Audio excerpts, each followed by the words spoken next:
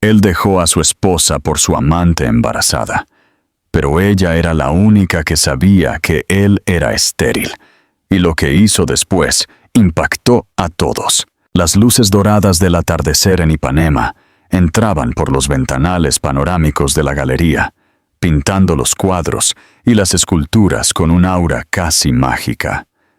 Marina Campos se movía por aquel espacio como una maestra dirigiendo una orquesta silenciosa. Cada pieza, cada artista, cada punto de luz había sido elegido por ella, con la precisión de quien entiende que el arte no es solo lo que se ve, sino lo que se siente. La galería era su santuario, un reflejo de su alma sensible y de un buen gusto que se había convertido en su firma en el competitivo circuito artístico de Río de Janeiro. Para el mundo exterior, su marido, Enrique Duarte, eran la personificación del éxito. Él, un tiburón del mercado inmobiliario, un hombre cuya ambición parecía tallada en mármol, con una sonrisa que abría puertas y una mirada que cerraba negocios multimillonarios. Juntos formaban el tipo de pareja que aparecía en las columnas sociales, siempre impecables, siempre sonriendo. La imagen perfecta de una felicidad construida sobre cimientos de poder y belleza. Sin embargo, detrás de la fachada de hormigón y cristal de los proyectos de Enrique y de los vibrantes lienzos de la galería de Marina, existía un silencio, un vacío que resonaba en los amplios aposentos del ático en Vieira Solto, un espacio que ningún objeto de diseño u obra de arte lograba llenar. Era la ausencia de una risa infantil, del sonido de pequeños pasos corriendo por el pasillo. Desde hacía años, la vida de la pareja estaba marcada por un calendario de fertilidad. Consultas con los mayores especialistas de la ciudad, exámenes invasivos que robaban la dignidad, cócteles de hormonas que desequilibraban el cuerpo y la mente, y la montaña rusa emocional de esperanzas que nacían cada mes para morir en una mancha de sangre y decepción. Cada resultado negativo era una pequeña muerte, un ladrillo más en el muro que crecía silenciosamente entre ellos. Enrique, con su pragmática visión del mundo, trataba el asunto como un proyecto más que se empeñaba en no salir bien, un fallo en su planificación de vida que lo frustraba profundamente.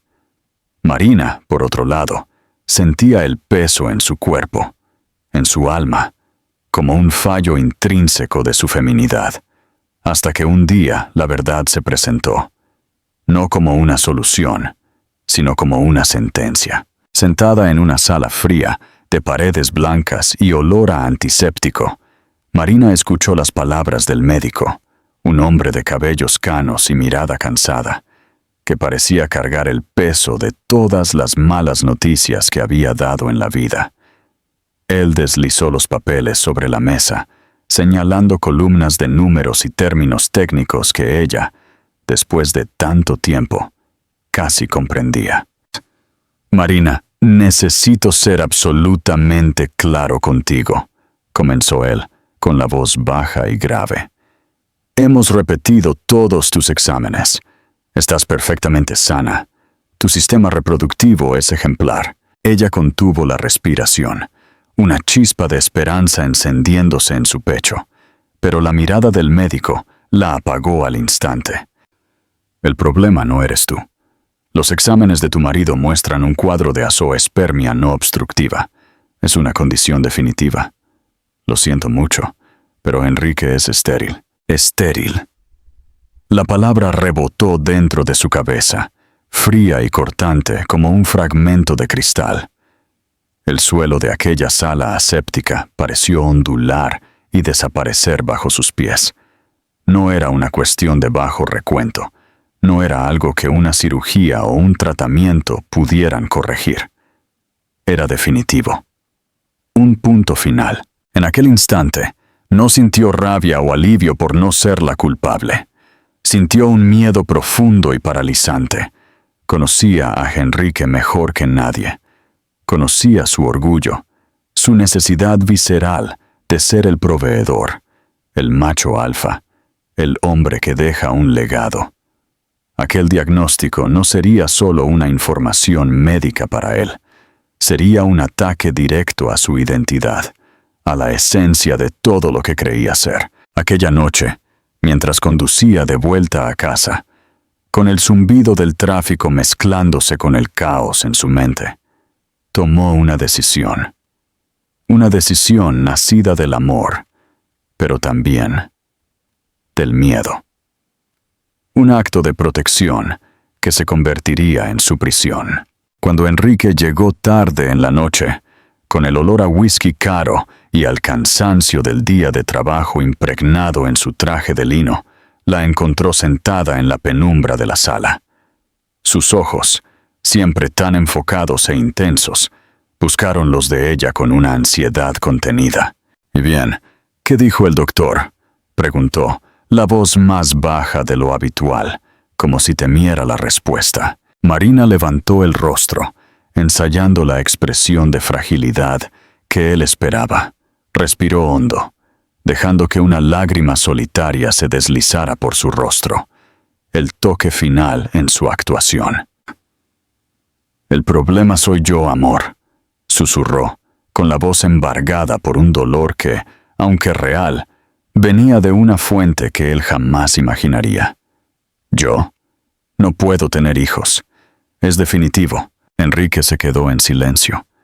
Un silencio largo, pesado, que pareció durar una eternidad. Marina podía ver el engranaje de su mente trabajando, procesando la información, recalculando los planes. Por un momento, pensó que él vería a través de la mentira, que su instinto depredador detectaría la farsa. Pero entonces él se acercó, la envolvió en un abrazo firme, casi sofocante, y dijo las palabras que ella tanto necesitaba y temía escuchar. «Esto no cambia nada entre nosotros, mi amor. Vamos a superarlo. Juntos». Pero cambió. Cambió todo. La mentira, plantada aquella noche para proteger su ego, comenzó a echar raíces venenosas, envenenando el suelo de su matrimonio. La primera en regar esta planta tóxica fue doña Vera, la madre de Enrique, una matriarca de gestos dramáticos y opiniones inquebrantables, que veía a su hijo no como un hombre, sino como la continuación de una dinastía, la estirpe Duarte. La noticia de la infertilidad de Marina fue la munición que necesitaba. En las cenas familiares, su voz resonaba por el comedor, cada palabra un alfilerazo disfrazado de consejo. Un hombre como Enrique, con todo lo que ha construido, necesita un heredero. Hija mía, es natural. La familia Duarte siempre ha tenido hijos varones para continuar el nombre, para llevar el negocio adelante. Miraba a Marina por encima de sus gafas de diseño, con una sonrisa condescendiente en los labios. Deberías cuidar mejor de tu salud, ¿sabes? Quizás buscar un tratamiento alternativo, una segunda opinión. No se puede rendir así. Marina solo sonreía, una sonrisa tensa que no llegaba a los ojos, y apretaba la servilleta en su regazo hasta que los nudillos se le ponían blancos. Enrique, sentado en la cabecera de la mesa, permanecía en un silencio cómplice. Nunca la defendía. Nunca contradecía a su madre. La presión de Vera era implacable, y Enrique, el hombre que enfrentaba a consejos de administración y a rivales de negocios sin pestañear, se convertía en un niño dócil en presencia de su madre. Poco a poco, él comenzó a distanciarse de Marina. Las noches de trabajo se alargaron, los viajes de negocios se hicieron más frecuentes. En casa, el silencio se convirtió en el lenguaje principal. Se irritaba por cosas pequeñas, la música que ella escuchaba, el libro que leía en la cama. El abrazo, que antes era un puerto seguro, se convirtió en un gesto mecánico, desprovisto de calor. Su matrimonio se transformó en una fría convivencia, un contrato social mantenido por las apariencias, desprovisto de amor, de complicidad y, principalmente, de sueños compartidos. En una noche de desesperación, sintiendo que las paredes de aquel lujoso apartamento se cerraban sobre ella, Marina intentó una última vez. Se sentaron en la terraza, la brisa marina trayendo un alivio momentáneo a la atmósfera pesada entre ellos. «Enrique, ¿y si adoptamos?», sugirió, la voz llena de una esperanza frágil. «Hay tantos niños que necesitan un hogar. Amor, podríamos...» Él la interrumpió, sin siquiera mirarla, la vista fija en las luces distantes de Leblon. Su voz fue fría, precisa, como la de un juez dictando una sentencia. «Un hijo adoptado no es lo mismo que sangre de nuestra sangre, Marina. No es lo mismo». La crueldad de aquellas palabras la golpeó como un puñetazo en el estómago. No se trataba de tener una familia, se trataba de tener un heredero de sangre, la sangre que él, irónicamente, no podía proporcionar. Aquella noche, lloró sola en la terraza, un llanto silencioso y amargo, mientras observaba las luces de Río de Janeiro apagándose en el horizonte, una por una, como las esperanzas de su matrimonio. Se sentía un fraude, una guardiana de un secreto que la consumía, sin darse cuenta de que el verdadero dolor, el golpe final del destino, aún estaba por llegar, esperando el momento justo para revelarse de la forma más devastadora posible. El golpe final de la verdad. 8 años, el tiempo, esa entidad abstracta e implacable, se había encargado de transformar el amor vibrante en una rutina gris, las promesas apasionadas en ecos distantes. 8 años de un matrimonio que, para el mundo, era un puerto seguro, pero que, para Marina, se había convertido en una isla de soledad. Ella había pasado casi 3000 días sosteniendo las paredes de un hogar que ya se había derrumbado por dentro, sonriendo en cenas mientras sentía el veneno de la suegra corroer su alma, y yendo a la cama todas las noches junto a un extraño que un día fue el hombre de su vida.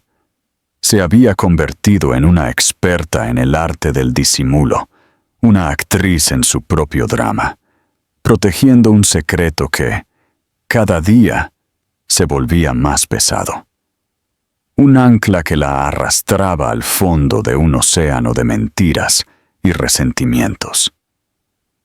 La galería de arte era su único refugio, el único lugar donde podía respirar, donde la belleza silenciosa de las obras de arte no la juzgaba, no le exigía, simplemente existía, ofreciendo un consuelo mudo a su corazón fatigado, hasta que, en una noche particularmente bochornosa de enero, de esas en las que el aire de Río de Janeiro parece pesado y denso, cargado de un calor que sofoca y de promesas de una tormenta que nunca llega, el golpe final fue asestado. Enrique llegó a casa más temprano de lo habitual. No se escuchó el sonido familiar de su maletín de cuero siendo arrojado sobre el sillón, ni el suspiro cansado de quien enfrentó un día de batallas corporativas. Entró en la sala en silencio, los movimientos contenidos, casi furtivos. Marina, que leía un catálogo de arte en el sofá, sintió el cambio en la atmósfera incluso antes de levantar la vista. Había una calma en Enrique, una tranquilidad calculada que era mucho más aterradora que cualquiera de sus explosiones de irritabilidad. Su mirada estaba distante, como si la viera a través de un cristal, una figura del pasado que ya se preparaba para dejar atrás. «Marina», comenzó él, con la voz desprovista de cualquier emoción, el tono neutro de quien está a punto de presentar un informe de negocios. necesito ser honesto contigo. La palabra honesto, viniendo de él, después de años de distanciamiento y frialdad, sonó como una alarma de incendio en su mente. Ella cerró el catálogo lentamente, el corazón comenzando a latir de forma desacompasada, un tambor anunciando el desastre. Él no se sentó. Permaneció de pie, la postura erguida, las manos en los bolsillos del pantalón, como un ejecutivo a punto de anunciar un despido. Conocía a alguien. Las palabras flotaron en el aire por un instante, suspendidas en la tensión. Marina sintió que la sangre se le helaba en las venas. Sabía que el matrimonio estaba muerto, pero la oficialización de la muerte es algo para lo que nunca se está preparado. Él continuó, sin darle tiempo para respirar. Si la Madeleine hizo una pausa, no por vacilación, sino para dar el peso dramático necesario a lo que venía a continuación. Está embarazada. ¿Embarazada? La palabra explotó en el silencio de la sala, destrozando lo que quedaba del mundo de Marina. Fue un sonido mudo, una detonación interna que la dejó sorda, ciega, paralizada. El aire pareció ser succionado de sus pulmones. ¿Embarazada?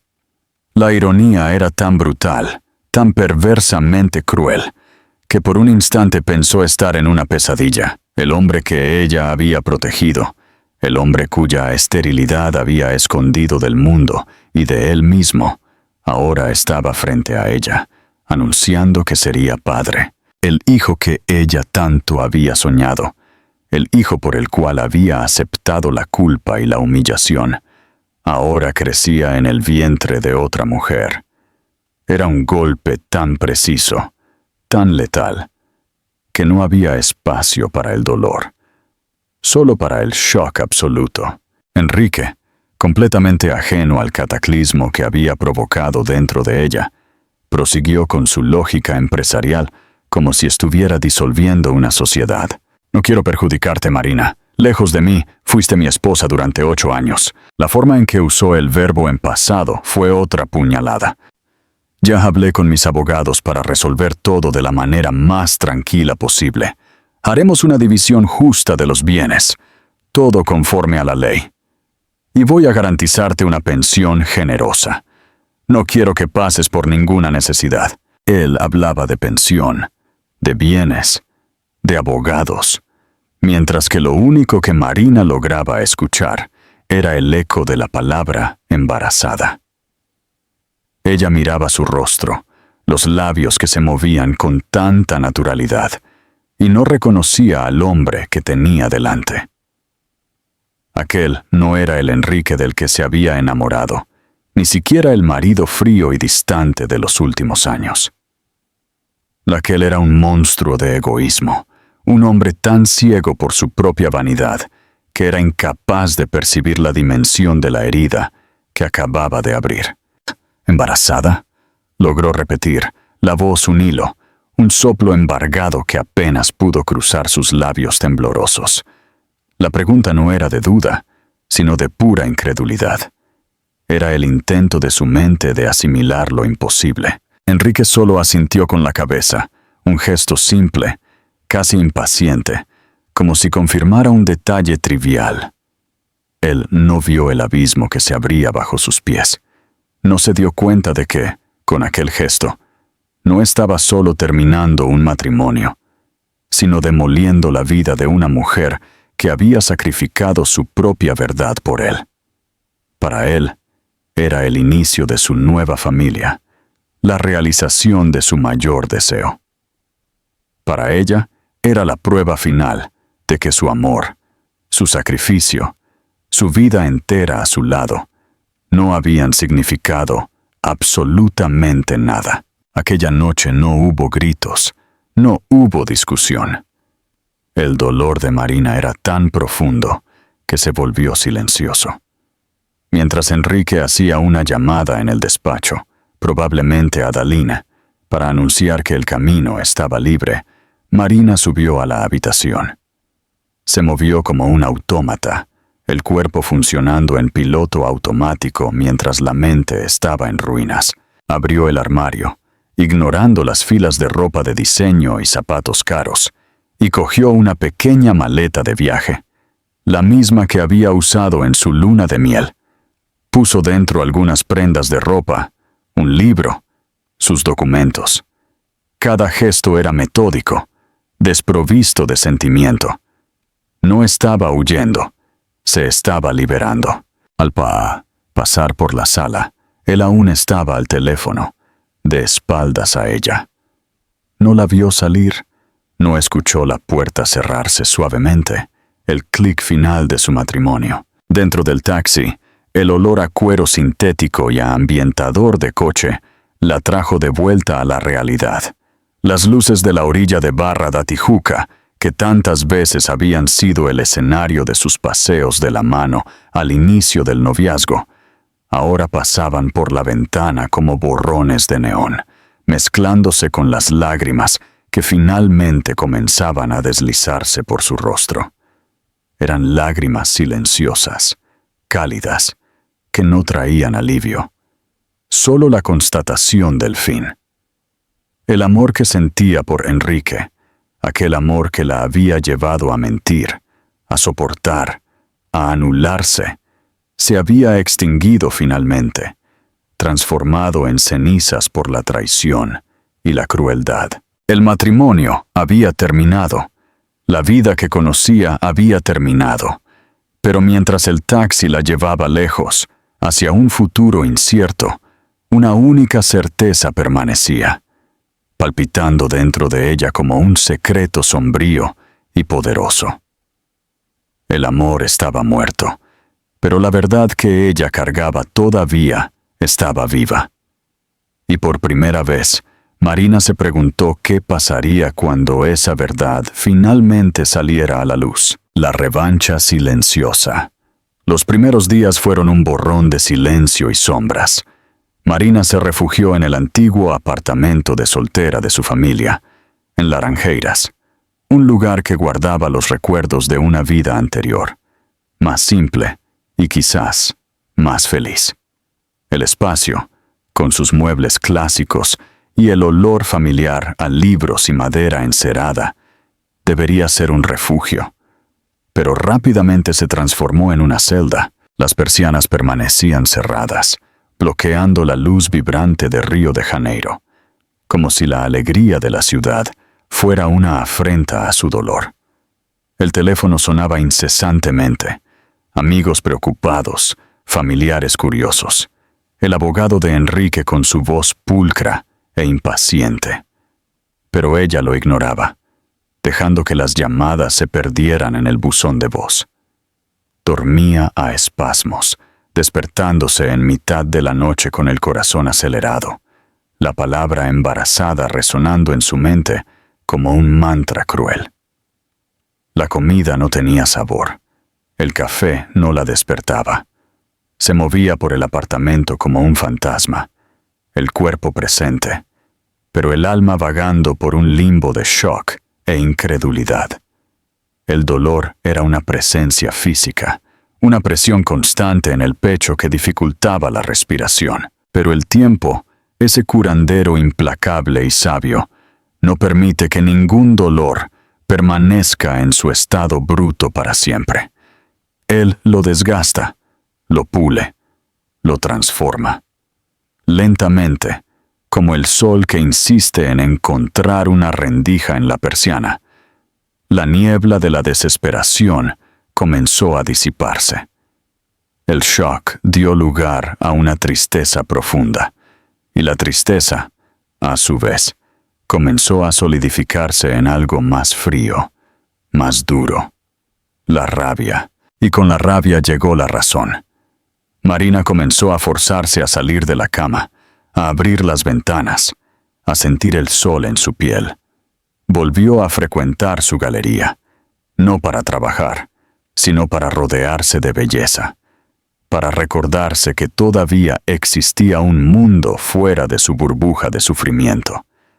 Los empleados la trataban con una delicadeza cautelosa, desviando la mirada sin saber qué decir. La noticia de la separación ya era un susurro en los círculos sociales que ella y Henrique frecuentaban. Ella era, ahora, la esposa abandonada, la figura trágica de la historia. Fue en una tarde gris, durante uno de esos esfuerzos por volver a la normalidad, cuando el destino movió su primera pieza. Marina estaba sentada en un café encantador en Leblon, intentando concentrarse en un libro, cuando se encontró con Beatriz, una arquitecta que era una de sus clientes más antiguas y habladoras. Beatriz, con su energía contagiosa y su total falta de filtro, se sentó a su mesa sin ser invitada, disparando ya un torrente de palabras. «Marina, querida, qué bien verte. Me enteré. Lo siento mucho, de verdad. Enrique es un idiota, siempre lo pensé». Marina forzó una sonrisa, preparándose para el interrogatorio solidario. Pero lo que vino a continuación no fue una pregunta, sino una información, lanzada al aire de forma casual, entre un sorbo de capuchino y un mordisco a un macarón. Beatriz hablaba sobre un proyecto que estaba desarrollando y de repente conectó los puntos de una forma que solo el chismorreo de la alta sociedad logra hacer. Y lo peor es que cayó en un truco tan viejo, ¿verdad? Esa chica nueva suya, Darlene, sí, figura conocida en nuestro ambiente, ¿sabes? Guapa, ambiciosa, pero con una reputación, digamos, complicada. Marina, que hasta entonces escuchaba con la mitad de su atención, sintió un escalofrío recorrer su espalda. Se inclinó hacia adelante, súbitamente atenta. Beatriz, dándose cuenta de que había capturado a su audiencia, bajó la voz, adquiriendo un tono conspiratorio. Pues bien, antes de aparecer con Enrique, dicen las malas lenguas que tuvo un lío tórrido con un agente inmobiliario, un tipo casado, de la zona oeste. El romance terminó de forma abrupta y el sujeto simplemente se evaporó. Desapareció del mapa justo cuando su barriga debe haber comenzado a aparecer. Extraño, ¿no? El corazón de Marina comenzó a latir fuerte, un ritmo acelerado y pesado contra sus costillas. El zumbido del café a su alrededor desapareció, y lo único que lograba escuchar era la voz de Beatriz y el sonido de piezas de un rompecabezas encajando en su mente. Un agente, casado, que desapareció cuando el embarazo se hizo evidente. La lógica era cruel, pero irrefutable. Darlene, la mujer que había robado a su marido y su sueño, no era una amante apasionada. Era una estratega, una cazadora. Se había involucrado con otro hombre, un hombre sin los recursos o el estatus de Enrique. Cuando se vio embarazada y abandonada por él, no entró en pánico. Apuntó más alto. Las piezas encajaban con una precisión aterradora. Darlene sabía de la obsesión de Enrique por un heredero. Sabía de la presión que doña Vera ejercía. Sabía que su matrimonio con Marina estaba hecho pedazos, un blanco fácil. Ella no necesitó seducir a Enrique, simplemente se presentó como la solución a su mayor problema, la respuesta a su mayor vanidad. Ella le ofreció un hijo, y Enrique, el gran empresario, el hombre que se enorgullecía de su perspicacia y de su capacidad para olfatear un mal negocio a kilómetros de distancia, había caído como un principiante. No cuestionó, no dudó. ¿Por qué? Porque la idea de ser padre, de tener un hijo con su sangre, era tan embriagadora que cegó su juicio. Quería tanto creer que era viril, que era capaz de engendrar un heredero, que aceptó la historia de ella sin pestañear. La mentira de Darlene era el antídoto perfecto para la herida secreta que él ni siquiera sabía que tenía. Marina sintió una ola de algo que no era alegría ni venganza, sino una especie de claridad vertiginosa. El dolor de la traición todavía estaba ahí, pero ahora estaba acompañado por una sensación de poder. El secreto que ella había guardado durante 8 años, la mentira que había construido para protegerlo, era ahora la única arma que podría destruirlo. Miró a Beatriz, que ya había cambiado de tema y ahora se quejaba del tráfico, y sintió como si acabara de despertar de un largo sueño. La mujer frágil y abandonada estaba desapareciendo, y en su lugar una nueva Marina comenzaba a emerger de las cenizas de su matrimonio. Una Marina que entendía el juego, una Marina que tenía la carta más alta en la mano. Pagó la cuenta, se despidió de Beatriz con una calma que la sorprendió, y caminó por las calles de Ipanema, no ya como una víctima, sino como alguien que acababa de descubrir el guión de la obra y estaba a punto de reescribir el final. El cielo, antes gris, parecía abrirse, y por primera vez en mucho tiempo Marina no miró al suelo mientras andaba. Levantó la cabeza, respiró hondo el aire salado del mar y sonrió. Una sonrisa fría, calculadora y llena de posibilidades. La casa estaba a punto de cambiar. La bomba explota. Aquella misma noche el apartamento en Laranjeiras, antes una prisión de melancolía, se transformó en un cuartel general.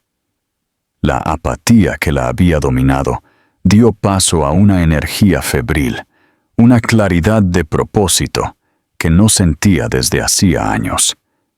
Marina ya no se movía como un fantasma. Sus pasos eran firmes, sus gestos decisivos. Fue al antiguo despacho de su padre, una habitación en la que apenas había entrado desde que se mudó allí. Había un escritorio de caoba maciza, imponente, y fue en su último cajón en el fondo, bajo pilas de documentos antiguos y fotografías familiares, donde encontró lo que buscaba. Una carpeta de cartón, fina y discreta, sin ninguna identificación. Sus manos no temblaron cuando la abrieron. Dentro, protegidos por un plástico transparente, estaban los papeles que habían sellado su destino 8 años antes. Los informes médicos, ya con los bordes amarillentos por el tiempo, parecían artefactos de una vida pasada. Los esparció sobre la superficie pulida del escritorio, a la luz de la lámpara, incidiendo sobre los términos técnicos y los gráficos que un día la aterrorizaron. Y allí estaba, en negrita, al final de la página principal, su nombre, Enrique Duarte. Y al lado, el diagnóstico, frío e inequívoco como una lápida. Azoospermia no obstructiva. Esterilidad irreversible. Durante largos minutos, Marina solo miró aquellos papeles. Un torrente de emociones la invadió. Estaba el dolor fantasma de los años de humillación, el recuerdo vívido de la mirada de pena de su suegra, el peso de cada sonrisa forzada. Pero, superponiéndose a todo eso, surgió un sentimiento nuevo y complejo, una mezcla de pena y liberación. Pena por aquel hombre, tan poderoso y tan frágil, cuya arrogancia lo había vuelto ciego. Y liberación por finalmente percibir que la cadena que la ataba a él no era el amor, sino el peso de aquel secreto. Y ella estaba a punto de deshacerse de él. Con una calma quirúrgica, cogió una hoja de papel de carta de alto gramaje y una pluma estilográfica, herramientas de un mundo que parecía pertenecer más a sus padres que a ella. Su caligrafía, siempre elegante y fluida, salió firme, sin un solo temblor. No escribió un desahogo, no derramó su dolor en el papel. La venganza, se dio cuenta, es un plato que se sirve frío, y sus palabras serían el hielo. Escribió solo una frase, corta, directa y devastadora. una semilla de duda plantada en el suelo fértil de la vanidad masculina. Antes de celebrar la paternidad, confirma si ella es realmente tuya. No firmó. No necesitaba hacerlo. Él sabría quién había enviado la carta. Dobló la carta. La puso junto con las copias de todos los informes médicos dentro de un gran sobre pardo y lo selló. Aquel sobre no contenía solo papeles. Contenía el fin de una era, la detonación de una bomba de relojería que ella misma había montado. Al día siguiente por la mañana, contrató un servicio de mensajería en moto, instruyéndole que entregara el paquete directamente en manos de Enrique, en su oficina en el corazón de la Faria Lima, el epicentro del poder corporativo de São Paulo, a donde él había expandido sus negocios. Ella imaginó la escena, el sobre pardo contrastando con la decoración minimalista y cara de su sala, la curiosidad de él al abrirlo, la confusión inicial al ver los informes, y entonces el shock al leer la única frase de la carta. Imaginó su rostro, la máscara de confianza rompiéndose, la duda instalándose en sus ojos. Después de despachar al mensajero, Marina no sintió ansiedad. Sintió paz, una calma extraña, como la que precede a una gran tormenta. Fue a su galería, conversó con artistas, atendió clientes y por primera vez en mucho tiempo se sintió entera, dueña de sí misma. La verdad estaba en camino, y no había nada que ella o nadie pudiera hacer para detenerla. Las horas se arrastraron con una lentitud torturante. El sol de la tarde ya comenzaba a bajar, cuando su móvil, olvidado en el fondo del bolso, vibró. El nombre que brilló en la pantalla hizo que su corazón diera un salto, pero ella atendió con la mano firme. «Hola». Al otro lado de la línea, el silencio. Un silencio cargado de ruidos, de una respiración jadeante, de un mundo desmoronándose. Y entonces, la voz de él. Pero no era la voz del empresario arrogante, ni del marido indiferente.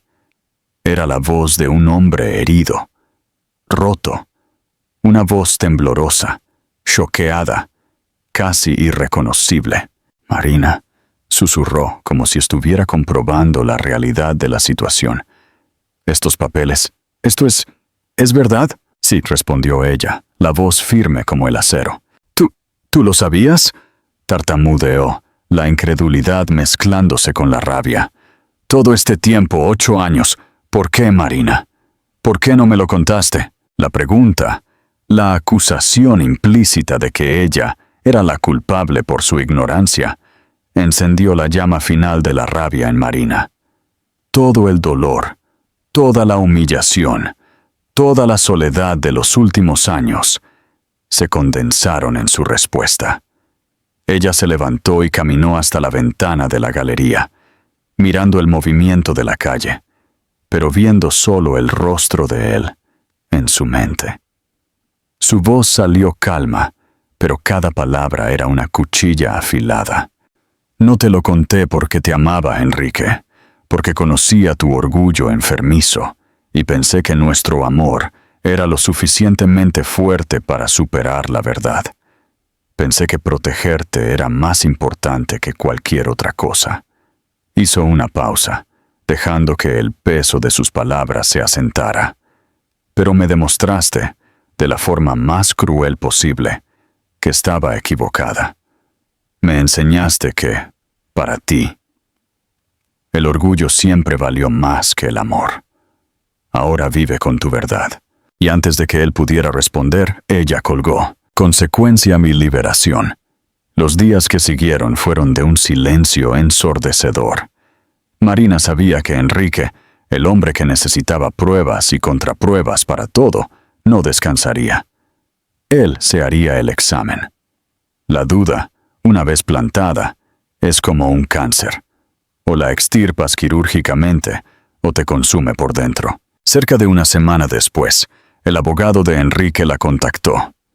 Su voz, antes tan arrogante, era ahora contenida, casi respetuosa.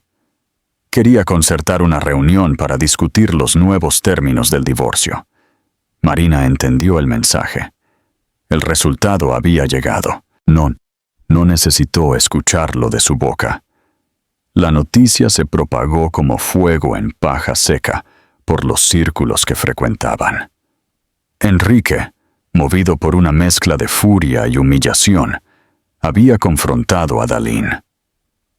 La escena, según los rumores, fue dramática. Él, con el resultado del examen de ADN en las manos, un papel que probaba con 99,9% de certeza que él no era el padre. Ella, intentando negar, después llorando, y por fin, admitiendo la farsa. El resultado era exactamente lo que Marina ya sabía, lo que el destino había escrito en letra pequeña en el contrato de su matrimonio. El hijo no era suyo.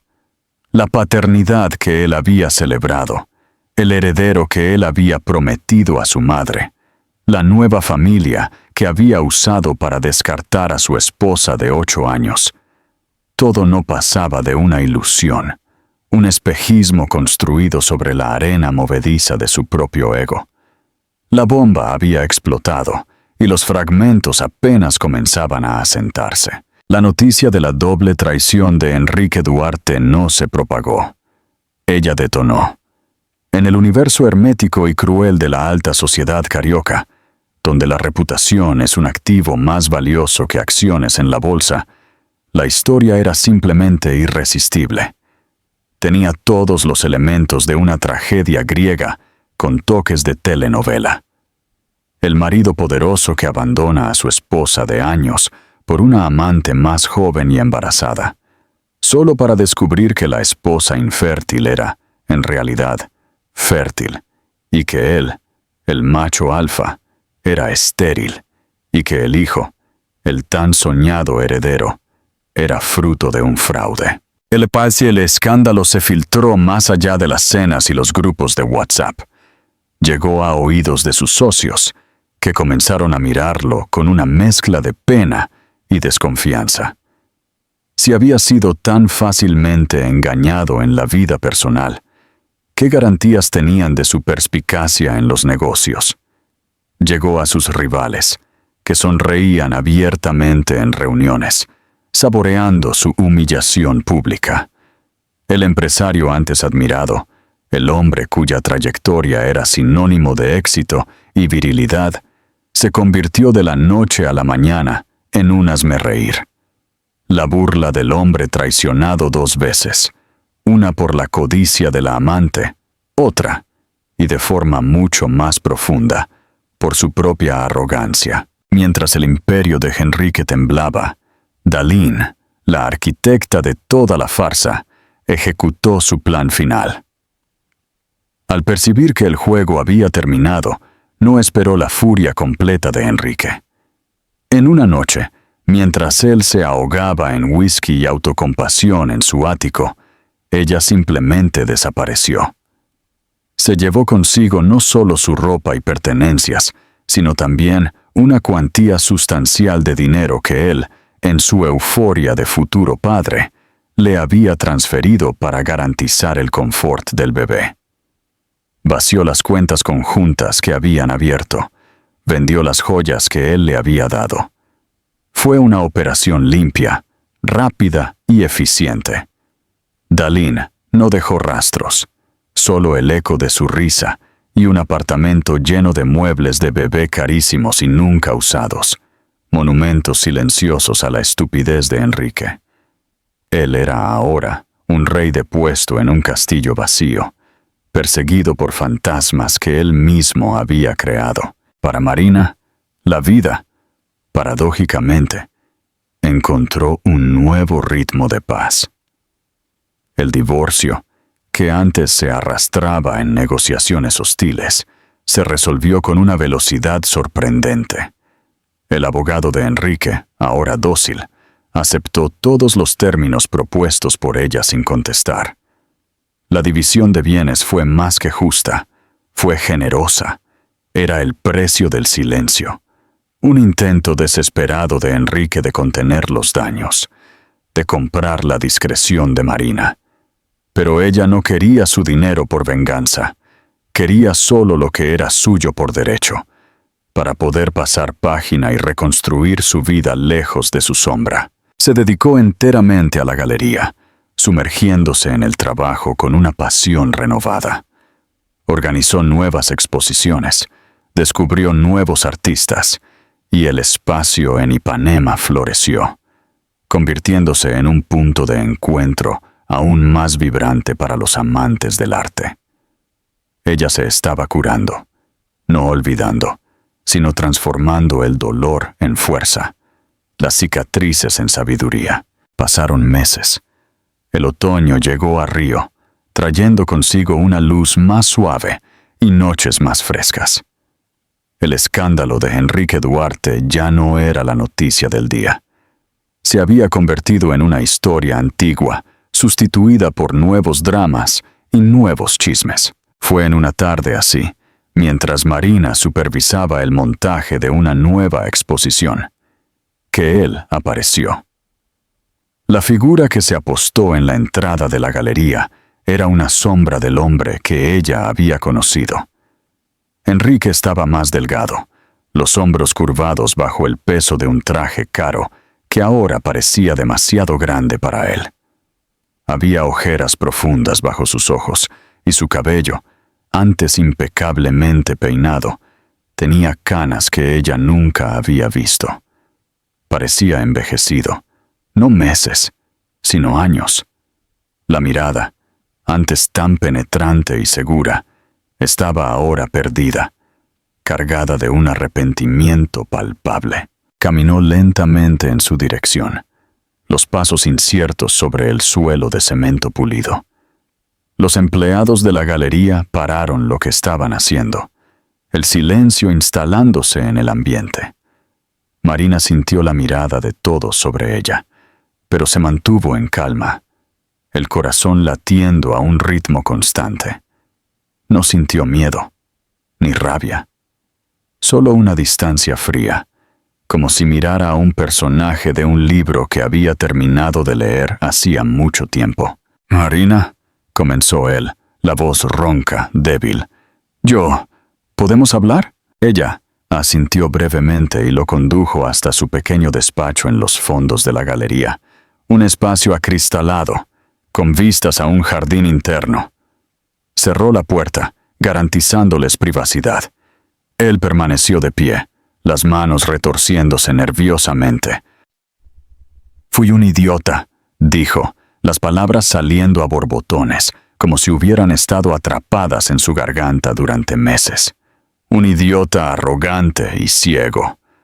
Me dejé llevar por la vanidad, por la presión de mi madre, por esa ilusión estúpida de ser padre, de tener un heredero. Ya en el proceso, perdí la única cosa que realmente importaba. Te perdí a ti». Marina escuchó en silencio, el rostro impasible. No había lágrimas en sus ojos, no había un temblor en sus labios. La mujer que lloraría con aquellas palabras, que quizás sentiría una punzada de compasión, había muerto aquella noche en que él anunciara el embarazo de otra. La mujer que estaba allí ahora era una superviviente, y los supervivientes no se permiten el lujo de revivir el pasado. Cuando él terminó, el silencio pesó en el aire. Él la miraba con una súplica desesperada, esperando una reacción, cualquier reacción. Y ella le dio una, pero no la que él esperaba. «Enrique», dijo, la voz calma y cortante, «lo que perdiste no fue la oportunidad de ser padre. Podrías haber sido padre de un niño adoptado si realmente quisieras una familia. Lo que perdiste fue la oportunidad de ser un hombre de verdad, un hombre que valora a la pareja que tiene a su lado, que la defiende, que construye una vida basada en amor y respeto, y no en apariencias y expectativas de los demás. Las palabras de ella lo golpearon con más fuerza que una bofetada. Él retrocedió un paso, como si hubiera sido golpeado físicamente. En un gesto instintivo, extendió la mano para intentar sujetarla de ella. Un último ruego por contacto, por perdón, pero ella se apartó. Un movimiento sutil, pero definitivo, firme, sin rencor, pero estableciendo una frontera infranqueable. «Destruiste lo que tardé 8 años en proteger», continuó, el tono aún nivelado. «Construí una mentira por amor a ti, y tú la demoliste por amor a tu propio ego. No hay vuelta atrás. Ahora, cada uno de nosotros debe seguir el camino que eligió». Fue entonces cuando él se desmoronó. El último vestigio de su compostura se fue, y Enrique lloró. No eran las lágrimas calculadas de un manipulador, sino los sollozos guturales y feos de un hombre que perdió todo y sabe que la culpa es enteramente suya. Cubrió su rostro con las manos, el cuerpo sacudiéndose con la fuerza del llanto, y Marina solo observó. Esta vez, las lágrimas de él no la conmovieron. Eran solo agua salada, la consecuencia inevitable de sus propias elecciones. Ella esperó a que se calmara, y entonces, con la misma calma con que lo había recibido, abrió la puerta de su despacho. El mensaje era claro. La conversación había terminado, y con ella, cualquier posibilidad de un futuro juntos. La paz en Paraty, el polvo del escándalo se asentó, pero dejó un paisaje irreconocible. Enrique se convirtió en una figura reclusa, un fantasma en su propia vida. Marina, por otro lado, sentía una urgencia creciente de respirar un aire nuevo, un aire que no estuviera impregnado con las memorias de su vida pasada. Río de Janeiro, con su belleza exuberante y sus heridas sociales, comenzó a parecer demasiado pequeño, demasiado ruidoso. Ella necesitaba silencio, no el silencio opresivo de su matrimonio, sino un silencio curativo, lleno por los sonidos de la naturaleza. Y así, algunos meses después de aquella última y patética visita de Enrique, ella hizo las maletas nuevamente. Esta vez, no era una fuga, sino una búsqueda. El destino. Paraty. Una ciudad que siempre había habitado sus sueños, con sus calles de piedra, su ritmo lento y la promesa del mar. No compró una mansión en la urbanización más exclusiva. Alquiló una casita encalada de blanco, simple y encantadora, con ventanas azules que se abrían a un pequeño jardín y al sonido distante de las olas. Dejó la galería bajo la gerencia de su empleada Mazda, más confiable, manteniéndose conectada solo lo suficiente para garantizar que su legado continuara, pero distante lo bastante para que las demandas del mundo del arte no la sofocaran. En uno de los aposentos de la casa, instaló un torno de cerámica. Y allí, con las manos sumergidas en el barro frío y húmedo, Marina comenzó el verdadero proceso de reconstruirse. Cada pieza que ella moldeaba era una meditación. Aprendía a centrar el barro, a sentir su peso, a aplicar la presión correcta para que subiera y ganara forma. Y en el proceso, ella se estaba recentrando, encontrando su propio eje, transformando la masa informe de su dolor en algo con propósito y belleza. El olor a tierra mojada y el sonido hipnótico del torno se convirtieron en su terapia, más eficaces que cualquier conversación o consejo. Enrique, sin embargo, no comprendía el silencio. Para un hombre como él, el silencio era un vacío a ser llenado, un problema a ser resuelto. No desistió. Su persistencia era metódica, casi desesperada. Comenzó con mensajes de texto, largos y suplicantes, que llegaban a su móvil y eran ignorados. Después, vinieron los emails, verdaderas disertaciones sobre su arrepentimiento, detallando cada error, cada fallo, cada momento de ciega arrogancia. Marina los eliminaba sin leer. Entonces, él descubrió su dirección. Para ti. Flores comenzaron a llegar. Bouquets extravagantes de orquídeas y rosas que parecían fuera de lugar, casi ofensivos, en la simplicidad de su nueva vida. Ella se los entregaba a la vecina, una señora de sonrisa fácil que los aceptaba sin hacer preguntas. Por fin, vinieron las cartas, escritas a mano en papel con membrete. La caligrafía de él, ahora inestable, casi infantil.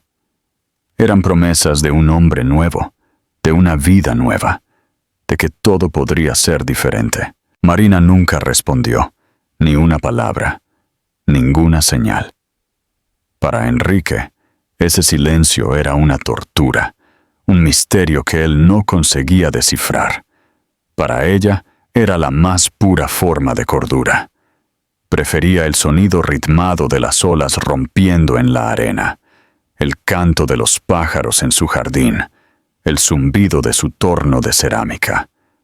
Prefería el silencio a las promesas vacías de un hombre que solo aprendió el valor del amor después de haberlo destruido. Él no entendía que ella no lo odiaba. El odio aún es una conexión, una energía gastada en el otro. Lo que ella sentía era mucho más definitivo. Indiferencia. Él se había vuelto irrelevante. En una tarde dorada, mientras el sol comenzaba su descenso perezoso sobre la bahía de Paraty, pintando el cielo y el mar con tonos de naranja y púrpura, Marina estaba sentada en la arena, observando los barcos de pesca retornando lentamente al muelle. Una de sus piezas de cerámica, un pequeño jarrón rústico, estaba en sus manos. Lo giraba, sintiendo la textura, las pequeñas imperfecciones que lo hacían único. Una lágrima solitaria, la primera en mucho tiempo, se deslizó por su rostro, pero no era una lágrima de tristeza. Era de gratitud.